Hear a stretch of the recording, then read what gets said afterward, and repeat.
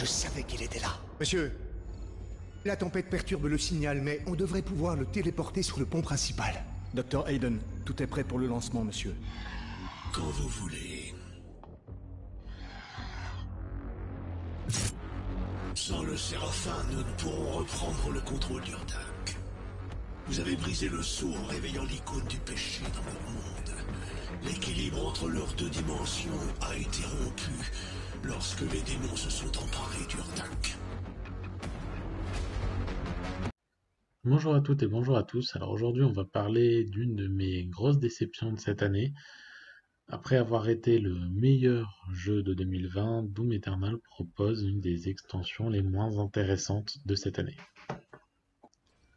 Le premier Doom nouvelle version en tout cas, sorti sur PS3 et PS4, avait été une grosse surprise. C'était un excellent jeu. Doom Eternal avait pris sa suite avec un brio incroyable en étant lui aussi excellent et tout simplement le meilleur jeu de 2020 jusqu'à maintenant. Quand arrive ce DLC, on se dit qu'il y a des softwares à le vent en poupe et qui peuvent difficilement le rater. Il suffit de reprendre globalement le gameplay du jeu original. Pourtant, dans ce DLC, ils vont faire pas mal d'erreurs qui vont foutre à terre tout ce qu'ils ont fait dans le jeu précédent. Déjà en utilisant des décors qu'on a déjà vus 1 million de fois, et en plus de ça, en faisant des ajouts au gameplay qui sont globalement assez mauvais. Je pense par exemple à ces séquences où on combat dans le noir ou dans le brouillard, et c'est lent, c'est répétitif comme c'est pas possible. Je pense aux séquences de plateforme qui manquent grandement d'originalité. Sans oublier les boss qui sont tout simplement imbitables.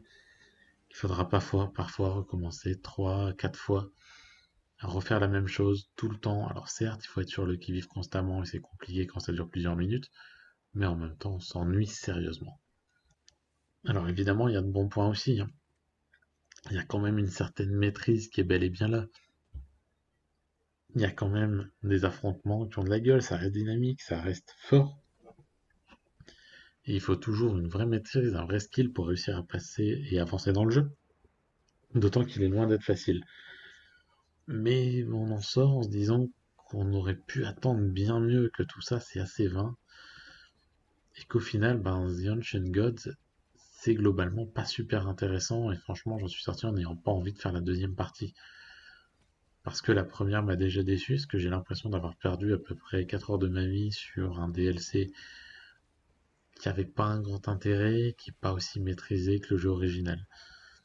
Alors je vois que le jeu a visiblement récolté de bons avis un peu partout, je suppose donc que c'est mon avis personnel uniquement, mais j'ai pas du tout été convaincu par ce DLC. Alors, je vous laisse donner votre avis en dessous de la vidéo, je vais pas m'attarder plus dessus, ce n'est qu'un contenu en plus.